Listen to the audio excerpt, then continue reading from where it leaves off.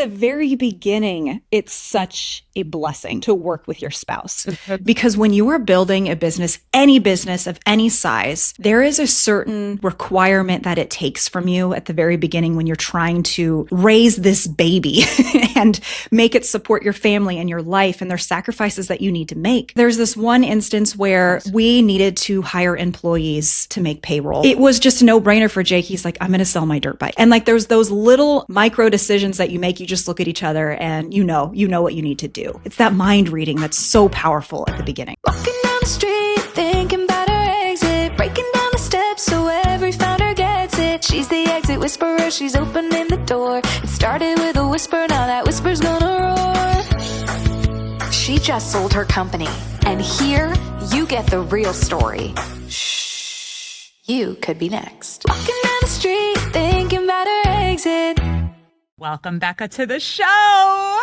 Thank you so much for having me, Carrie. It's fun to be here. I'm glad to be here. No, this is the love fest of the century because you really built something that, like, you know, it's funny. I interview all these women on these shows, and they've built businesses, they've sold businesses, all of these different types of things, and many of them I have not experienced their product firsthand. But with you, I really have experienced this product and the benefits that it provides. Specifically, I mean, people who are selling services, like, this is the win. So I have to know. It's for a service provider. Yes, it is. It is. First of all, thank you for creating this amazing tool. I mean this from, I don't know if you know from Annie, like how I literally posted on LinkedIn and I was like, somebody get me in touch with Dubsado because #1 fan. Like, oh, I love to hear that. Oh, the first product that I offer is an exit planning assessment. I do evaluation and then a projected of where you want to go and like the roadmap. It's a one-time project to start. And then I have a flow that goes into other things. yeah. And like, I would send a contract and I would wait for it and they would review it with revisions. And then I would do DocuSign. Now I have proposal to contract to invoice to pay. It's like, boom. No messy middle. Yes. And for a girl who is like super, like, I like things to look pretty and I just wanted to, like, I get you. I get what you built. Same. And, it's a love fest. Okay. So, all right. So before we get into the actual product, which I will definitely talk about in my experience using it with you, I would love to know the start. How did this get started? Oh, gosh. We celebrated our 10th birthday this month. So 10 years in business, which is, it's such a wonderful, we're calling it the decade of Dubsado. So we're kind of using the whole year to just really let that settle and sink in. Because, you know, I haven't done anything like that for 10 years. Like, to consistently do something for 10 years is wild. I know. But it started out of need that I had at the time. 10 years ago, I was running my photography business and it was getting wild because we had just had our second child, my husband and I, and our first child, super colicky, was 2 years old. So we had our newborn as well. And we had just gotten into a new house and we couldn't really afford the mortgage payments. Like, we literally put everything into this house. Yeah. So I was like, okay, I need to do more photo shoots. It really fueled me up. I really enjoyed it, but I didn't think about raising my prices at the time. So I just thought, quantity, more of it. Yeah. And so it got to the point where I was drowning in just everything, let alone like taking the photos and then editing them. It was all the other planning stuff. And there was a moment where I was sitting in my office at my desk and a photo shoot walks in. And it's like, hey, Becca, I'm here for my shoot. And I was just like, yeah, great. Like, I don't know why this person's here is like what I was thinking. And I was like, just give me just a second. And I look at my calendar. There's nothing there. And I look at my email and I search their name and I was like, oh, I do have a photo shoot. And I was like, yeah, just 1 second. My camera was not at work. It was at home. I ran home. Luckily, I lived 5 minutes away. So I was like, just get changed into our first outfit change, whatever. Got my camera, photo shoot, had no idea what just happened. But for me, it was like an, oh crap moment. Like, one of my most prized thing is providing a really great client experience for each customer that books with me. I want them to have such a unique experience. I want them to feel like they are my only customer.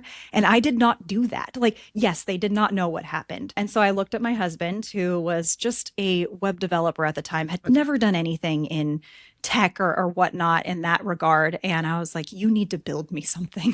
Like, I need something. And I know there were other systems on the market that did this. Like, this is a very saturated market, doing CRM and stuff like that, but nothing really felt like my brand. Client experience was number one for me, and I needed it to feel like an extension of my website. No having the software's name in anything, like I needed to feel like me. So I had my husband create it. Okay. So a couple things. First of all, I just want to really validate the experience of presenting as everything's all together and everything is fine to your clients, and protecting that experience and then holding it together by a thread. Because I think so many of my listeners can really, really like feel that in their guts right now, for sure. And then the other thing I want to validate in my own experience as a service provider, many of the CRMs feel too robust for, like, in other words, I'm not building a crazy sales engine. I'm a service provider. They're buying people and the services that the people provide. So the idea that I would use this like giant ecosystem feels so overwhelming. And that is the experience, which is exactly the challenge that you had. I know that the people who are listening on here who have that similar type of business totally get this. So just to say, I hear you on this, and we have something else in common other than our love of Dubsado. Oh, yes. Which is that I started and ran a business for 14 years with my husband. Yeah. It's fun and it's challenging. It's challenging. Okay, so can we talk about this for a minute? Because I believe that this can be one of the greatest marriage strengtheners, and it can also be a huge derailer. And I actually have experienced both in my marriage, like still married, happily married, love each other, are currently not working together. Maybe one day work together again. You never know. I never say never, but I'm enjoying the era of like my solo journey right now. I'm curious how this went for you guys. Like, what were the things that made it great, and what were the things that made it hard? At the very beginning, it's such a blessing to work with your spouse, because when you are building a business, any business of any size, there is a certain requirement that it takes from you at the very beginning when you're trying to raise this baby and make it support your family and your life, and there's sacrifices that you need to make. And when you're building that with your partner, it's such a really neat shared experience of you're going through hardship together, you're celebrating success together, the sacrifices that you make, you're doing it together. Yeah. And there's not necessarily meetings you need to have about it. There's this one instance where we grew so fast from specifically the years of like 2016 to 2018. Yep. It was just like so freaking fast. Yep. And we needed to hire employees to make payroll because our subscription wasn't quite catching up to that, even though we were succeeding. Yeah. It was just a no-brainer for Jake. He's like, I'm going to sell my dirt bike. And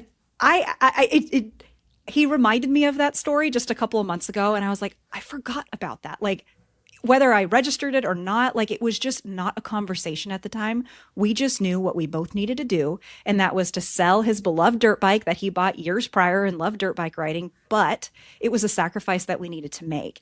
And like, there's those little micro decisions that you make. You just look at each other and you know what you need to do. It's that mind reading that's so powerful at the beginning. So the support for one another, it sounds like you had that sort of, I always look for this in these interviews, like that unwavering belief that this was going to go. Like, you guys knew as you started to grow that this was going to go, and together you were going to do whatever you needed to help it get there.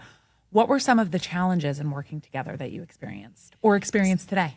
Yeah, we continued on this like huge, crazy growth trajectory for years and years. And I was in charge of customer care and marketing and everything outward. And Jake naturally was just the manager of all things tech. I'm not in that world. I will do all the creative facing stuff. And so I was experiencing so much of the high, the positive things, the great things that customers were saying. And he was like in the weeds, just really carrying the heaviness of it. He was in every bug, every like little thing. Everything. And I was just so excited, like, it's going to be fixed. It's going to be awesome. And unknowingly, piling this weight on him. And he's such a great man, and he will always care so hard and want to make my life easy. And he just kept taking the weight. And it went like this for years. And it reached a point where I know that he was retrospectively, like taking a look at it. There were times where he was trying to peek his head above water and be like, hey, I need help. Like, this is a little bit too much. And I was just one track mind. I got my tunnel vision. I was so excited that this company was like doing what we set out to have it do. And I didn't feel that weight. And it got to a point where actually fairly recently in 2024, it hit a point where it was like, Jake's like, I cannot do this anymore. And realized that like, we were not listening to each other very well. We were not communicating to each other very well. And it's so hard when you build a business and have a marriage, because it seeps into it, because it's like, yes, we weren't communicating in our business side, but we also weren't communicating very well in our personal side of things. They go hand it's in hand. hand in hand. They go hand in hand. It's one and the same. Even if you create, I talk about this all the time, even if you create rules about when you talk about what, or you do systems, like we tried that. System hack, it's all one. And if you, and it helps, one thing that you mentioned that I did that also worked really well, having separate roles, like great. Like if you're in the marketing sales side, he's on the tech side, like great. But it's still the idea that we wouldn't acknowledge that the marriage is interwoven into that experience is just, I mean, you just have to know that, and you have to be as committed, more committed really, that it's the marriage and then the business. And it's like, and if you can do that, then for me, it's like, you can go. But there were many times, I mean, so many times where one of us wasn't feeling heard, just like in marriage, one of us wasn't feeling heard. One of us wasn't feeling supportive. It's just spotlighted more in a business. Totally. And you have employees and you have all of this. So like especially during rapid growth times, I know it's so challenging. Do you have any? Mine is always, when people ask me tips for working together, I say constantly communicate. Separate roles is really good. Dave talks about boundaries during like times. He's very into the schedule times. I bleed all over the place. I am everywhere. I can't do it. Do you have any tips that you guys do? Stop treating each other like we are our spouses at work. And like that, like I said at the very beginning, that shared knowledge that we have, we don't need to communicate, but we still communicate with each other. Get rid of that when you're like in the weeds. Like, you have to treat them like every other employee. Sit down and have a meeting about something. You don't miss stuff like that just because they're your spouse and you have a shared knowledge base. Right. But treating them like an employee helps with that like separation. Yes. In a work setting, especially with other people, it is always like, we can talk later about how we felt about the tone in that meeting but when we're here, it's just like a normal work day. So that's a definitely a good piece. Now, I have to talk to you about this because I fell in love with Dubsado. I was like, I have to find you. I need to know Becca. And then I read about you. Like, it was, I knew product first, then you. You've bootstrapped this tech business. We have a tech business. And you intentionally did that. You have not raised, you've basically self-financed this. Mm-hmm. With a dirt bike. With a dirt bike. Can we talk about that choice? Do you ever think differently about that? Like, talk to me a little bit about that. At the beginning, it wasn't really a choice. It was something that I didn't know was even available. Because we were service providers. We don't service side doesn't rate. Yes. I came from being a photographer. My husband came from being a web developer. And it just wasn't on my mind. I watched my parents run their own business. They had a modeling agency. Again, you don't take money for that really. Right. And so it wasn't a thought. And then a couple more years go by and I see our competitors like getting millions and millions of dollars in funding. Yeah. And I was like, oh, that's pretty cool. So like Jake is definitely more privy to this type of world. Yeah. And I asked him a lot of questions about it. And I was like, well, yeah, the money's cool and all, but like they have to please the people that give them the money. Yeah, for sure. They're working for them now. Yeah. And I was like, that doesn't sound fun. Like I like working for myself. I like reporting to the people that actually pay me the subscription. So it wasn't until a couple years after we started that intentionally it was like, no, we're not going to take funding.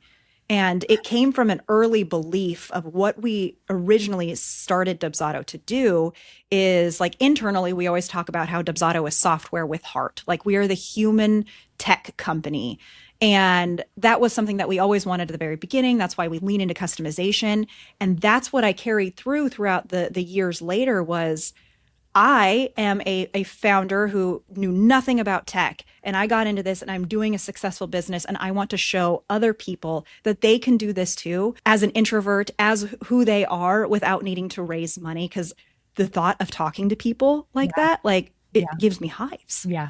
And asking, it's very interesting. Service providers, I believe, switch from, they're not interested in like asking people for money. They want to earn people's money, if that makes sense. Like it's a little bit of a different mindset. I guess one thing I think about with you that I sometimes equated, so I built a social media agency. So as a services provider back in 2007, there were no social media agencies at the time until it started getting really competitive. One thing that would make me anxious if I was thinking about you, and maybe you didn't experience this, the ones around you raising money, capturing so much market share that I would be very anxious about being crushed. Now, I could answer this own question from your answer before about leading with heart and building something different. Is that how you approached it? Like I'm working through your whole mindset in my head as I'm talking to you. Yes, and there's an and. Okay, good. I can't wait. I am the person where if you tell me that I cannot do something, I will do it so well. And I've reframed that in my head of like, I'm not trying to prove people wrong anymore. I'm trying to prove myself right. I'm the one in the driver's seat now. Like, but what fueled me very early on is like, I see all these people getting funding. Watch me. Watch us do this and do it well. And we're serving our users and we're doing it great. And I was seeing when Facebook was so large back then, in Facebook communities, all of these people complaining about these platforms that have millions of dollars in funding. And I'm like, okay, so funding doesn't equal happy customers. That's right. Here is what I can do. I know that I can deliver much faster than the competitors can. So that is going to be our secret weapon. And so ultimately, that's what led to Jake's burnout. But we were cranking out features left and right because I saw the need that the other competitors have. And I just slipped right in because I know that they needed to move a lot slower and I could move a lot faster. So it became a game for me and a little bit of an adrenaline junkie there, but I actually love it. I take some inspiration from that on the business I'm building now with the Whisper Group. So thank you for that. I'm going to hold that about the not needing. It's not about proving it to others. It's about like showing for myself. Like I love that little unlock.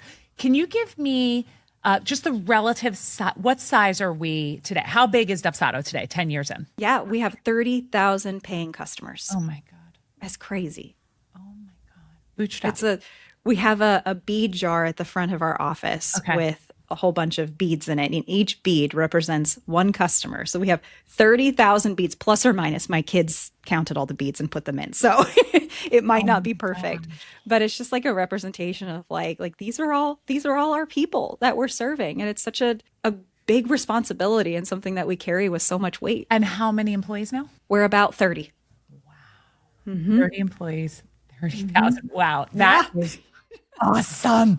Okay. So you're growing and this is like the time of your life. You're on this journey. Talk to me a little bit about how you think about exit. You know, when a company's funded, they immediately have to have their exit plan and it has to 10x their investors and their 100x their investors' investment. Talk to me about what you guys think about when you think about this. The first thing that comes to mind is our customers. You know, when we think about an exit. Like, it's not something that we're planning on doing immediately, but of course, like, I don't want to work my entire life. right. And I don't necessarily think that Dubsado is a legacy business for my children. Right. It's not a want generational business. It's not a generational thing. And what I'm showing them of how to run a business is them watching me every single day. Yep. But I want our customers to be taken care of. And I've seen so many mergers and acquisitions and things like that go wrong with companies in our space specifically. And their customers just pretty much get left behind. And we've really cared for them from day one. So that's number one that I'm thinking about, is just finding like a good home for our people when that does come. Yep. Two is just like, what does it look like for me, Jake, our family? And what really sets us up? Because I know in my heart that I would need to take a good long break after something like this. And I couldn't get started on something right away. I will in the future, because I know I'm not a person that can just sit still. Yeah. But that's so important to like, all right, well, what can we afford for the rest of our lives? And right now, like, we are doing the work to answer that question of what is needed. And it's hard. It's hard figuring it out. It's the most important part of exit planning, is figuring out actually what you need. So many founders, and I was exactly like this, building, going. Most of my net worth was tied up in that business because it's a behemoth. It's turned into something that you have and you're putting it all in there.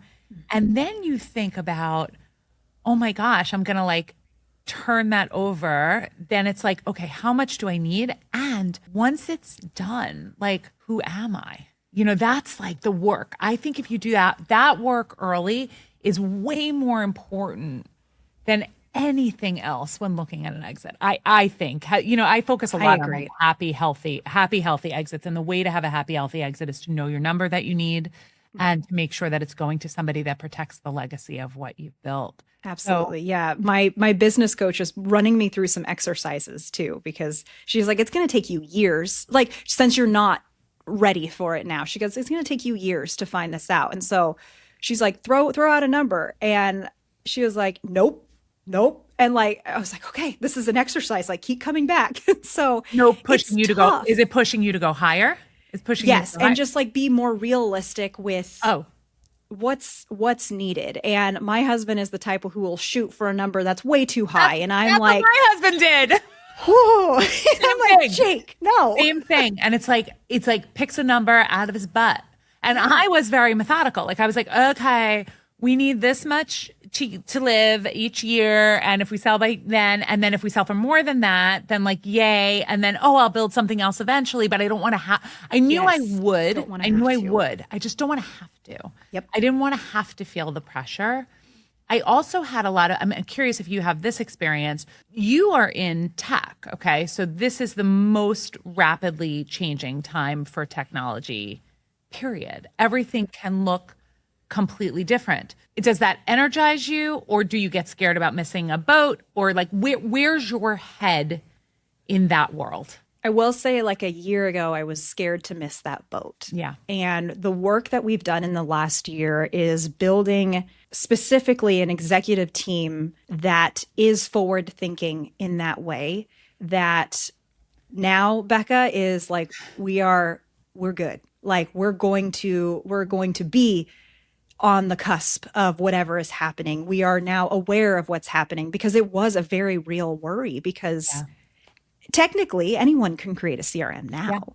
Yeah. And it is easy as ever to start a business. It's hard as heck to scale. I agree with you. It's so, now you can say, like, if you were you 10 years ago as that photographer, and you were like, I missed this appointment, I have no idea what I'm doing, I need to build something, you'd be like, beep, beep, beep, please build me this. It wouldn't be the same. Yeah. But it does allow for folks to create. But I think you're correct that creating is one thing. Having the discipline, the direction, the wherewithal to do what you guys did in that scale is another. Were there any points where you felt like through that journey giving up at all? Or were you 100, were you in, like, I'm in? Were you ever there? Were you ever in a dark spot with that?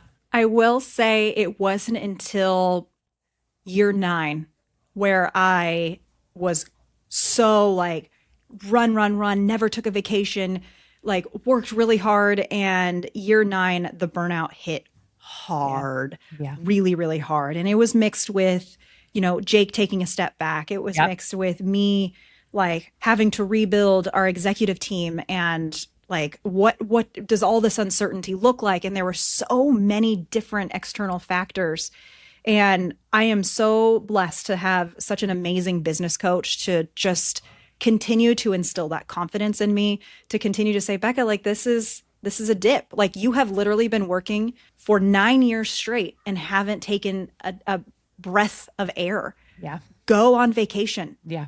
I had to, I took a month off because I was so burnt out. You have to. It's essential because what happens is if you let that continue, then all of a sudden you're like, oh my God, get me out and I'll sell to the first person who offers me. Yeah, you just get like irritated and annoyed. And it was like, anyone could have come by and been like, here. And I've been like, yes, like I'm so tired. Totally. But like, oh my gosh, I came back from that month long and I was like, get me back in. And look at the new interview, like your whole new thing. When you it's Dubsado 3. Is it what's Dubsado 3.0? 3.0. Yep. See, I know. I said Dubsado 3.0. I mean, it's just so.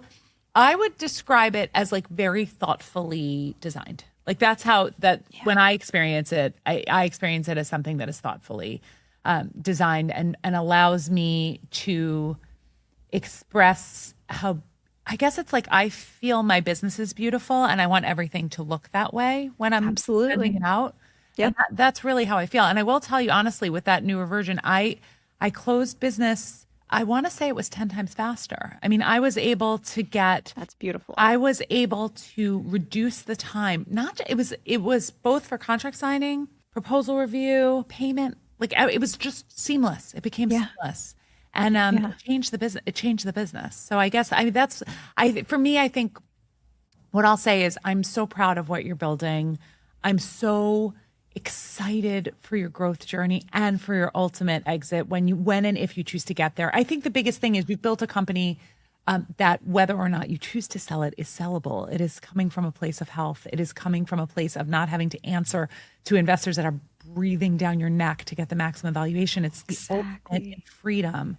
Just being true to who you are as a person feels good. And that's what makes me excited to come into work every day and hear amazing success stories like yours. And like to get fueled up by that is so fun versus like hitting the quarterly, monthly earnings. For sure. For sure. Well, I'm so grateful for you for coming on the show. I'm so grateful. I want everyone needs to benefit from our offer from Dubsado because Becca was amazing enough to offer a code for us. In fact, if you put Whisper in your purchase of Dubsado, you will get a big hefty discount.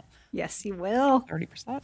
I know. It's a good one. It's a big one. So we're so grateful to you and for being a partner. And thank you so much for your support of the Exit Whisperer. Thank you so much for providing for my company with a tool that I use on the regular. And just, you are fantastic. I can't wait to see what you'll do. Thanks for being part of the family. First ever, not yet. I can't wait.